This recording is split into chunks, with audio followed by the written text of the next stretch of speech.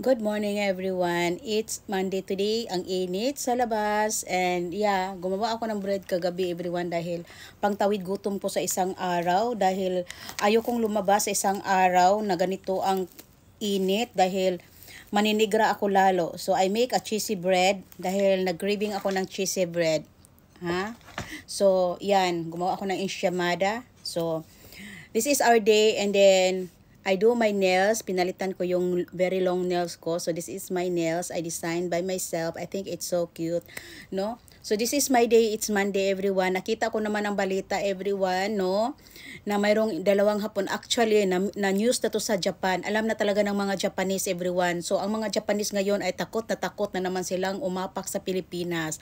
At ito naman talaga ang consequence ng mga pangyayari ngayon. Ang Pilipinas ay lalong malugmok sa kahirapan dahil ang mga turismo ay ayaw ng apakan ng Pilipinas dahil takot silang maano doon, ma-RIP, no? So, sa totoo lang everyone, talagang this is very alarming at talagang nakakahiya na naman sa bansang Pilipinas. Talagang nakakabawas ng mga pera sa Pilipinas na papasok. At ewan ko lang talaga kung ako ayoko na talaga pakialaman ang mga politics everyone at anong problema sa Pilipinas. Dahil alam na natin lahat, no? Like yung, kasi nakikita ako everyone, napakalaking bully kasi sa Pilipinas ngayon everyone. The way magsalita din si BBM, nakikita natin, napakinggan natin kung ano mo sinasabi niya. Which is, dapat pagtuunan ng pansin ang malaking problema sa Pilipinas like flooding, like mga pag-ibig, mga is, mga hospital sa Pilipinas, mga kung ano-anong mga dapat nilang pagtuunan ng pansin. Hindi yung isang Sara Duterte lang talaga, nakapuko sila kung paano nila tatanggalin at dinidiin nila yung budget na yan. That is a confidential yan, hindi yan dapat ungkatin. Ngayon, parang pinapatupad na ng government natin na dapat i-public ang mga budget. Mas mabuti yan para malaman talaga ng lahat ng Pilipino kung saan napupunta ang pera ng Pilipinas. At ito talaga ang pinaka-main talaga kung bakit ako nagla-live ngayon. Besides sa mag-delete ako ng mga hindi ko kailangan sa buhay ko dahil nakakamalas everyone. I tell you, kung mayroong mga tao na hindi ka na masaya, i-delete, tanggalin mo na yan sa mga buhay ninyo dahil nakakamalas. Parang gamit lang yan. Kung mayroong kang gamit na hindi ka natutuwa, itapon mo yan. Dahil nagdagdag ng burden yan sa buhay mo at sa bahay mo. Parang ganun lang. I'm so very matured right now na talagang nunit. A small circle in my life na talagang alam ko talaga na yung mga small circle sa buhay ko, they are the legit talaga na mga taong mayroong mga binatbat, no? I don't need to hear some con artist at hindi ko kailangan makinig sa mga salita ng mga scam at hindi ko hindi kailangan na paniniwalain ako na alam ko kung ano ang totoo. Because I know hindi na kailangan kailangan pang dahil sa totoo lang talaga hindi kailangan magsinungaling ka sa kapwa mo, which is yung tao na pinagkikwentuhan mo. Alam naman, ang taong may pera, hindi kailangan ng ganyang mga dahil makikita, ang taong may pera, magkano yan? Bayad agad, di ba? Hindi kailangan mag-wait ka ng dahil ako kung may pera ako, I don't need to wait kung mayroon akong dapat pagtuunan, magbabayad agad ako. No, I don't need na kailangan mag-wait dahil ako negosyante din ako. No, if you are a legit businesswoman, not a fake, no?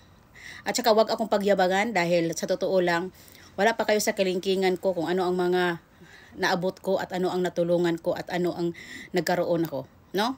Dahil, as I said, kahit man hindi man ako idolize ng ibang tao or whatever, this is my life. At ang masasabi ko lang, I live in a Japan as a sugar baby na hindi ako pinapatrabaho at binibigyan lang ako ng pera at tinutulungan ang pamilya ko sa Pilipinas.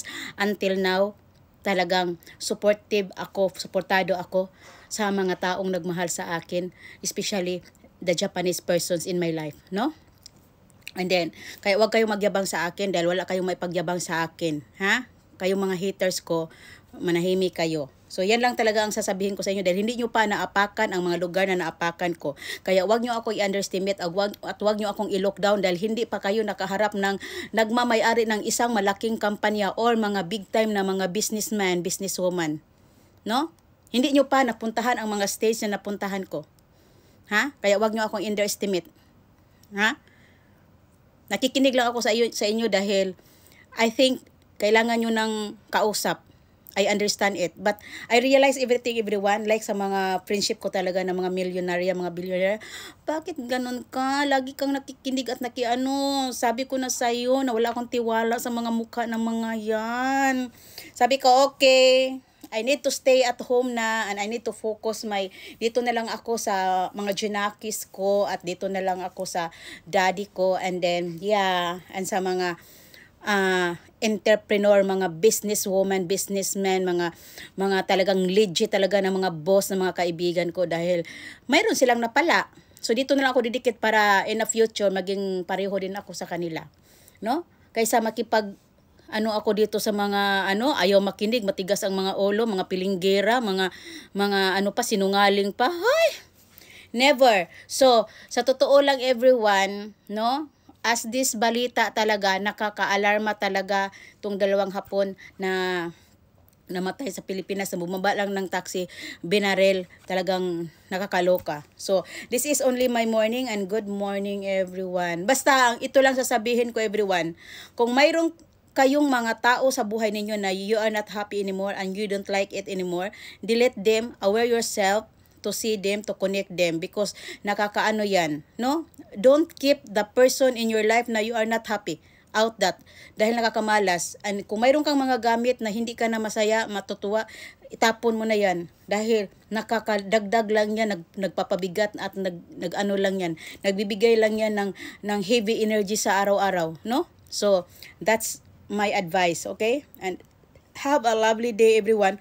Focus tayo kung saan lang talaga mas mabuti pang didikit tayo sa siyam na mayaman dahil in the future tayo ang 10 maging mayaman pag makikinig tayo sa kanila. Ako, I've always listened to them, no? Lalo na sa mga taong mas angat sa akin na nakikinig talaga ako, na alam ko talagang may binatbat at may narating at talagang legit talaga ng mga boss. Ako, nakikinig talaga ako doon, no?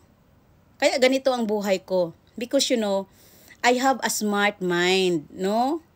Hindi ako scammer, hindi ako nagsasalita lang, hindi ako con artist, no? Na sa totoo wala naman, no? Hello, ako talaga everyone, isang kimbot ko lang, isang galaw ko lang dahil marami akong talent, pera agad dahil wala pa akong business dito sa social media everyone na hindi ako kumikita kahit konti, no? At isa pa, dapat before ka magkwento maniwala ang tao, no? Hindi yung wala talagang, ewan ko, natatawa na lang talaga ako. I never believe